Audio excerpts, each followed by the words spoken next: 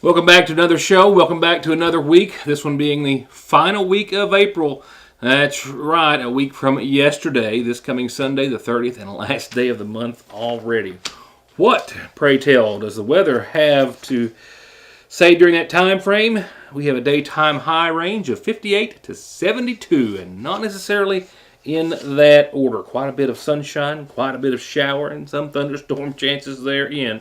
And again, no 80s, no upper 70s even to speak of in your 7-day, and a freeze warning. Another freeze warning already in effect for tomorrow morning from 2 until 9 in the a.m. More on your updated 7-day in just a few moments. A follow-up that goes back. It was a disturbing story when I ran it for you back in May of 2016. Since then, the man who has been sought after by authorities has not been located, but was arrested and is currently in the Big Sandy Regional Detention Center. I'll have that for you in just a few moments. I will as well have a number of indictments. These returned last week by the sitting Johnson County Grand Jury. The McGoffin County Board of Education met in regular session late last week. That may be tonight's portion of tonight's news, or it may be a portion of tomorrow night's news. It's been a busy Monday here in the studio. Before we go any further, I want to make note of services which have been set for former state representative of the 97th District, who I believe served from 91 through 2017. Hubie Collins of Whitensville passed away on Friday at Highlands ARH. In lieu of flowers, memorial donations have been requested to go to the W.R. Castle Fire Department. I have other funeral service announcements in his name in just a few moments when we get to those listings. But he'll be a longtime servant to the Johnson County and surrounding area in that and in other capacities. Passed away again at the age of 86 on Friday's program. Let's just take a brief pause. When I come back, we'll go directly to a number of indictments coming out of Johnson County, one involving, actually a couple of involving Sagersville residents and some others, beginning with a man indicted for stabbing a police officer. I'll be right back.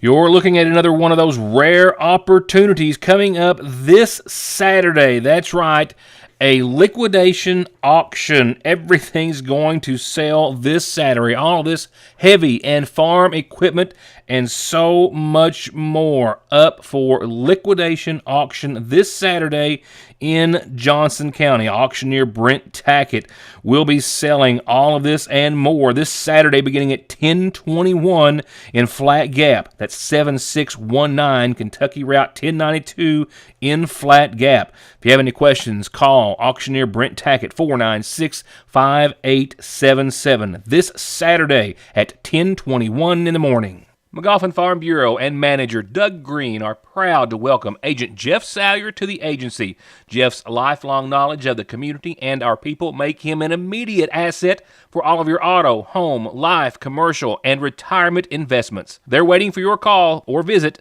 at McGoffin Farm Bureau.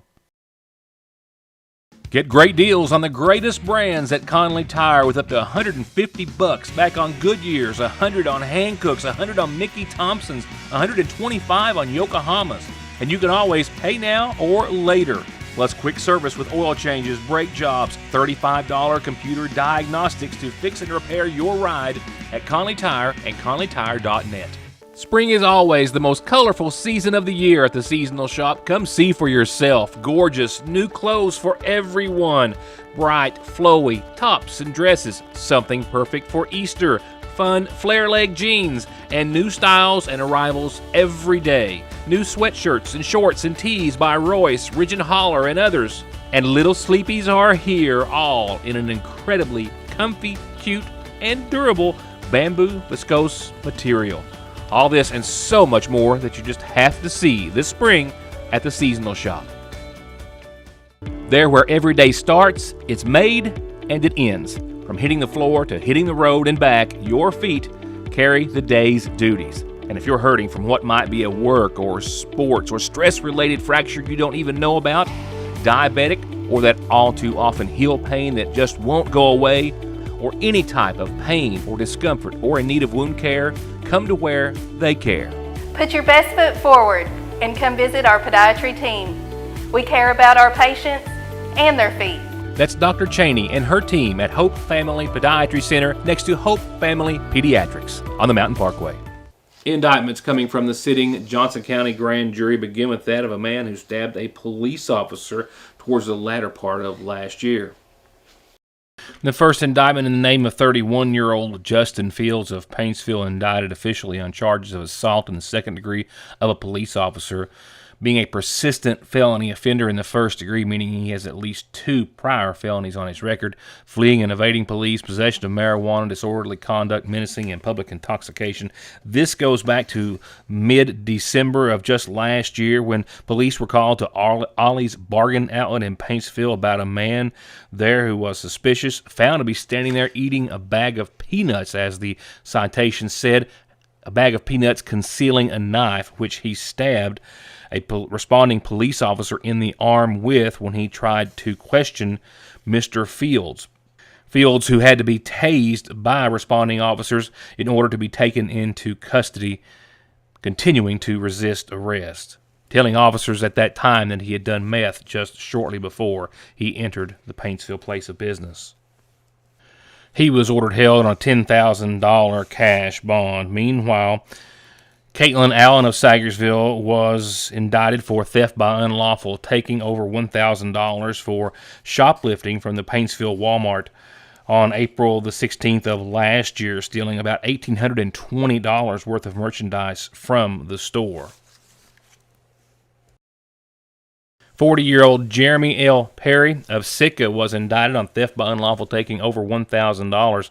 This goes back to an investigation centered around February the 6th, just a few weeks ago of this year, when authorities in Johnson County responded to the theft of several catalytic converters being cut off from vehicles on the auto broker's lot in Paintsville. Some 10 to 15 converters had been removed from those vehicles, causing a excess of $10,000 to maybe even closer to $15,000 in damages to those vehicles. Auto brokers telling authorities initially that they believe that Perry waited until the night watchman left, and then just before or shortly after dawn came onto the lot and removed all of those converters. He was found hiding in some bushes. They were able to get his his license plate number, and then make the subsequent arrest thereafter, after personnel came into work at around 7 o'clock that morning. 31-year-old Stephen Lane of Sitka, indicted for fleeing and evading police in the first degree, theft by unlawful taking, over $1,000, 2 counts of wanton endangerment in the first degree, being a persistent felony offender in the first, the highest category there is, speeding and criminal trespassing. This goes back to March the 8th, just this past March, when he was caught stealing a number of farm tools and equipment from a person's property over in Flat Gap, and then tried to elude authorities, I believe with his grandfather inside the vehicle at the time, was the initial report. Lane is also the same man who was arrested following a crash that happened back in May of 2018. He was operating a stolen vehicle, found to have a stolen cell phone in his possession. Also, an unspecified amount of methamphetamine was taken off of his person upon being booked into the Big Sandy Regional Detention Center at that time. Also among the complete list of indictments handed down or returned last week, all, however, issued summons and not arrest warrants.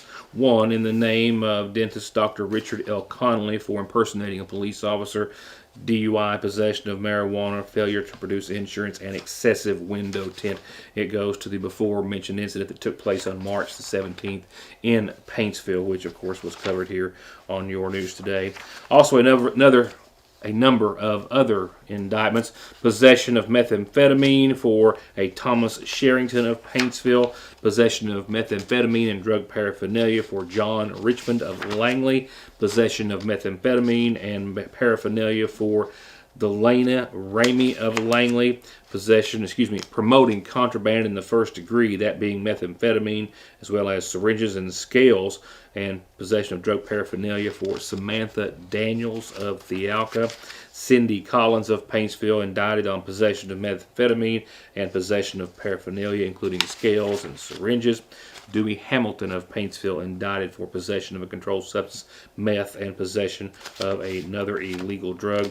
Possession of meth, possession of a controlled substance in the third, pot, and paraphernalia, all named in an indictment against John King of Paintsville. Another quick message when we come back. Remember the number one dad? You won't, I expect, remember the story by that title, if you will, but I think you'll most certainly remember the video that I showed you back in 2016. That's next. Someone dies in the U.S. every 7 minutes from an overdose, and over half of the population gets or takes pills from a friend or a relative. And about 46 million and counting are exposed to narcotics in their drinking water. So don't toss them, flush them, or leave them lying around. Safely dispose of your unneeded meds anytime at Parkway Pharmacy, where you can always talk to a pharmacist when you need one. There's no missing that this is the new McFarland and Tinker Law Office location on the Mountain Parkway in the former Farm Bureau building in Sagersville, just like there's no denying that their nearly 60 years of legal experience has won their clients millions and millions of dollars in disability, auto accident, and wrongful death cases. It's where your case matters to you and to us. McFarland and Tinker, also Griffey approved. Right now, there's a man laying in my bed by summer's end. I predict that I have finally lost my mind, and I could take you out tonight. I can lie and say you're the one, but I won't see you against the sun. The reassurance of getting your medications and over-the-counter needs at Sagersville's oldest and most trusted pharmacy. The convenience of curbside pickup and call-ahead service. And the fact that you can walk in, order to go, or sit down and get gourmet quality hot fudge brownies, nachos, shakes, coffees, hot dogs with homemade sauce, desserts, and more makes it more than your hometown Good Neighbor Pharmacy. It's a destination in downtown Sagersville, Frazier's Prater Drugstore. It doesn't get any sweeter than that. Let's go on to our Farm Bureau Community Calendar. That's McGoffin Farm Bureau Community Calendar before we get back to headlines. And let's start off with a birthday, as we do. 75 wishes, one for each year for Edgar Adams. From your family and many friends, happy 75th birthday tonight to Edgar Adams. Happy, happy, happy birthday to you. A reminder before you look up and it's 8 o'clock or you've already eaten and you think, oh, you can eat it with him tonight. Go pick it up. That's right. The District 3 Volunteer Fish Department, the Volunteer Fire Department Fish Fry, oh, that's a good one, lasts till 8 o'clock tonight. And it's their famous fish, fries, puppies, slaw, $9, add a drink for $1. It is takeout only. But what a wonderful meal, what a wonderful cause, and I promise you, it will be fresh and fixed when you get there, and not until you get there, because they just can't hardly get it out quick enough. It's such a wonderful meal. Till 8 o'clock this evening, and then it's gone for many, many months, I would imagine. This Wednesday, day after tomorrow, is Diabetic Shoe Day at the McGoffin County Health Department, sponsored by Kentucky Home Place, 2 hours, 10 until noon. It's a diabetic shoe clinic at the health department. If you have insurance and you've met your deductible, these shoes will be at no cost to you. You need to bring a prescription from your doctor and your insurance card. They have certified people there to help you get the correct fit, and they can also do a fit for therapeutic shoes. Call 349-8842 tomorrow, 8842, if you have any questions at all. A reminder that the McGoffin County Rescue Squad media auction is coming up. I mean, I've been reading this now for a week or so like it's forever away, and it's not. It's May the 4th, 5th, and 6th. That's a week from this Thursday. So if you can help support the squad in their efforts, 349-5500, 496-7981. Drop by any donations, monetary or otherwise, at the station as well, if you can. And the next McGoffin County Masonic Lodge Horse Show, Sagersville Masonic Lodge Horse Show, coming up May the 20th. They're still looking for a few sponsors for a few more classes. Call Paul Gumby Montgomery if you can help at all. Call me when you have calendar announcements like these, birthdays and anniversaries. And to get birthdays, anniversaries, wedding, and birth announcements printed in the Independent, send those to Heather at SagersvilleIndependent.com. And she will make sure that you have a keepsake forever printed in the the paper. From there, funeral service announcements brought to us nightly by the McGoffin County Funeral Home include those, first of all, for 51-year-old Rose Marie Jordan of Sagersville, the daughter of the late Keaton and Christine Mullins Rose. She's survived by her husband, Lloyd Dwayne Jordan, sons Lloyd Dwayne Jr. and Johnny Lee Jordan, daughter Josephine Marie Davis, brothers Bill and Greg Rowe, sisters Darlene Holland, Wanda Arnett, Barbara Sue Salyers, 9 grandchildren as well. Services to be held this Wednesday at 1 from the Big Half Mountain Church, with friends and family invited to visitation this evening and all day tomorrow and prior to Wednesday's services at 1. Services for 78-year-old Harold Adams, who passed away yesterday in Paintsville, are pending at this time, but to be announced soon by the McGoffin County Funeral Home. And as I mentioned earlier, former state representative Hubie Collins, at the age of 86 and from Whitensville, passed away on Friday, the son of Johnny and Nola Spradlin Collins. In addition to his parents, he's preceded in death by his wife, Bee, survived by his sister, Carol Magnifico of New Jersey, son-in-law, Connie Denise Bays, sister-in-law, Connie Denise Bays of Hager Hill, brother-in-law, Paul Daniel, as well as Theodore, Darrell, Daniel, and Roger Dean Daniel, and a host of nieces and nephews. Services for Hubie are going to be held this Wednesday at 1 from the Jones Preston Funeral Home. Friends can visit the funeral home tomorrow evening after 5 and prior to Wednesday's services.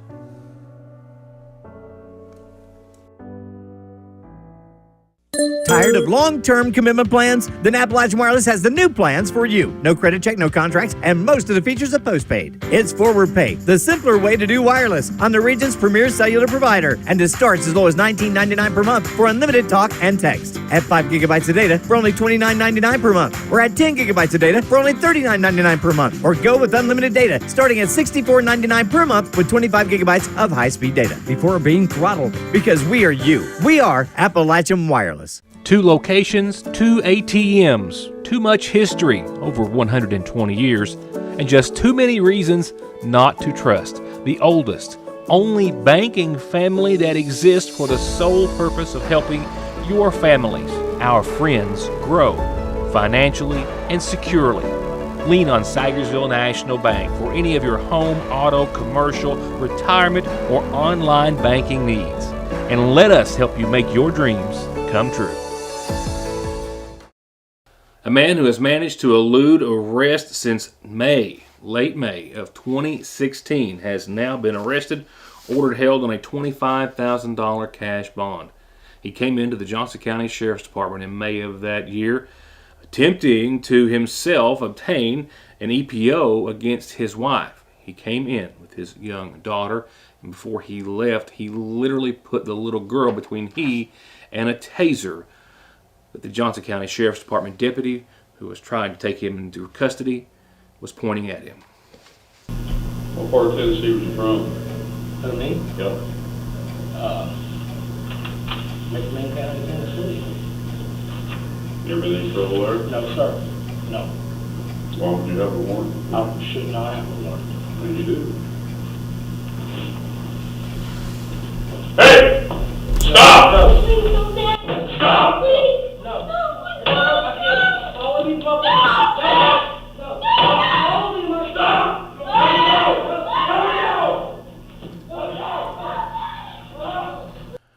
While I'm uncertain at this hour of the exact circumstances surrounding his arrest this past Friday afternoon and his being booked into the Big Sandy Regional Detention Center, as you saw, as Morrow came into the Sheriff's Department to get an EPO, reportedly against his wife, is what he told authorities that day. They ran his information and found out he had an outstanding drug trafficking warrant out of the state of Tennessee, where we believe he had resided for some amount of time. And that is when the situation unfolded as you saw there. Now he faces charges of fleeing and evading police, wanton endangerment, and endangering the welfare of a minor, including leaving the scene of that accident.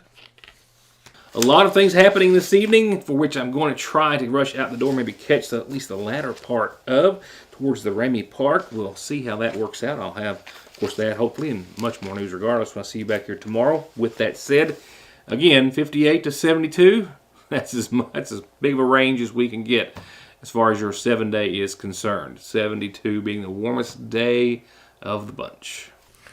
But that's not tomorrow, mind you. In fact, that's not tomorrow, Wednesday, or Thursday even. Pretty consistent up till that point, temperature-wise. Remember, we have a freeze warning again tonight. Temperatures down below freezing, around 30, 29 maybe even for a few. That means widespread frost under mostly clear skies for the rest of your Wednesday. A lot of folks playing shuffleboard, so to speak, with maybe some early flowers or ferns they have bought. I'm one of them. Keep them in tonight. Maybe after tomorrow night, maybe. Frost in the morning. We'll see around 64 degrees under sunny skies tomorrow. Winds will be calm. It will be mostly clear again tomorrow night. Another nice evening, but certainly maybe some patchy frost tomorrow night as well, quite likely. And then frost may be a thing of the past, at least for a little while, starting Wednesday.